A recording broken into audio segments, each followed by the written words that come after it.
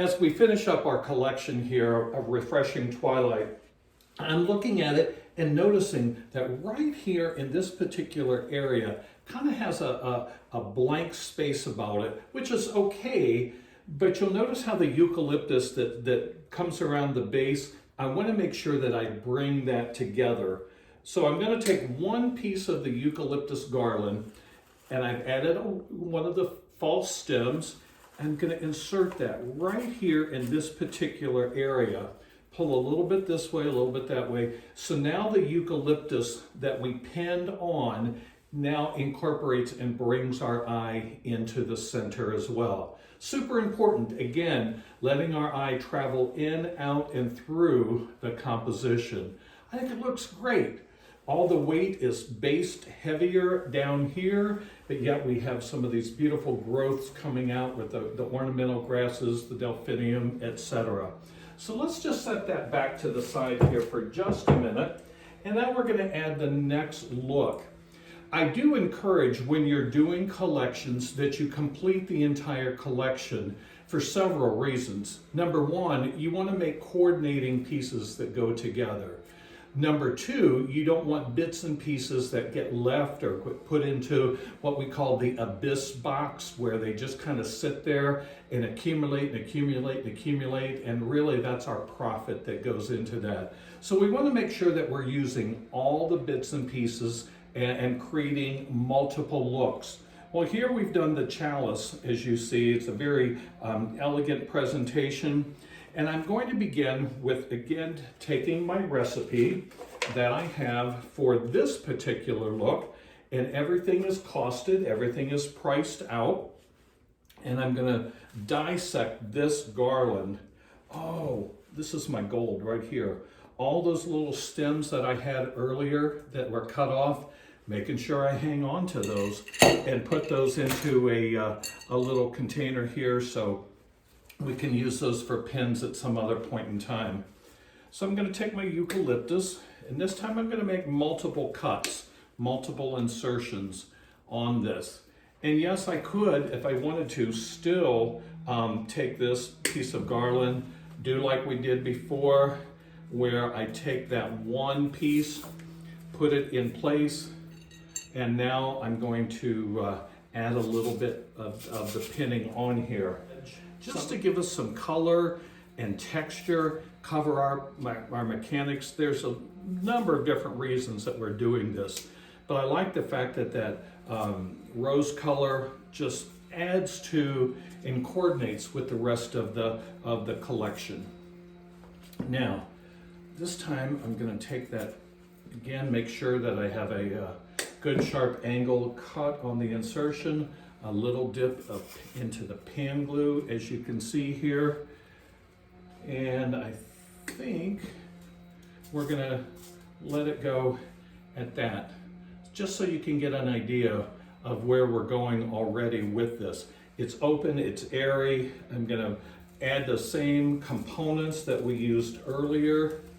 And once you get the collections going, it's so easy to put the assemblage together. And again, you know, we know that we bill our time is important, and our, you know, how much we produce is super important in that amount of time.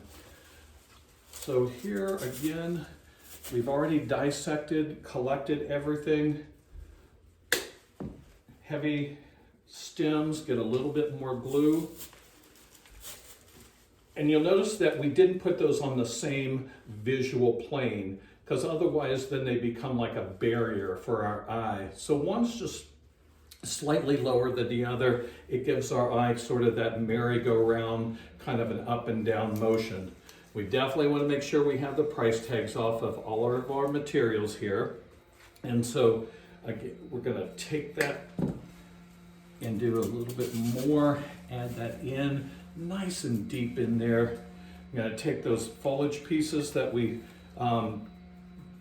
cut off earlier. I don't need that stem quite that length, so I'm going to put those in place. Let that green cascade and spill over the edge, just like real greenery would. And that's our goal when we're doing permanent work, as we're doing here. We want to make it imitate nature. And so we're going to take the hydrangea, our blue, and bring that deep into the composition, bring it down toward the bottom as you see here. Slide those leaves apart, cut, insert. Ooh, gives me another insertion here by taking and bending that stem. Now I can add a little bit more, cover up our mechanic. And this just becomes second nature. I mean, you just do it automatically after you've done it for a number of times. All of a sudden you develop these great habits and you don't even think about it. It becomes, just like I said, second nature to you. Our cabbage roses, love those, how they're full and abundant. Gonna add those in. Take a little bit of stemming and give it some more of a natural look, bring that high up into the composition. So I have these two color points as you see here, low and high, and now it's my job to marry those together.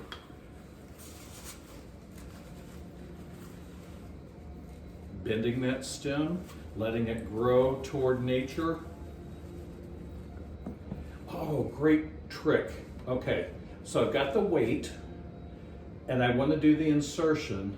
I'm going to hairpin that stem, do the insertion with the hairpin, let it go, and that tension will hold that in place. So make sure you squeeze that, and the minute you let it go, those two ends open up and it grabs and holds that in place.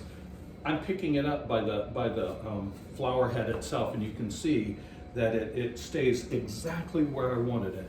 Pretty cool trick. But it's really just an excellent, strong mechanic is what this is really about. Bringing that color throughout the composition. When you use color, you're drawing eye from one location into the design into another.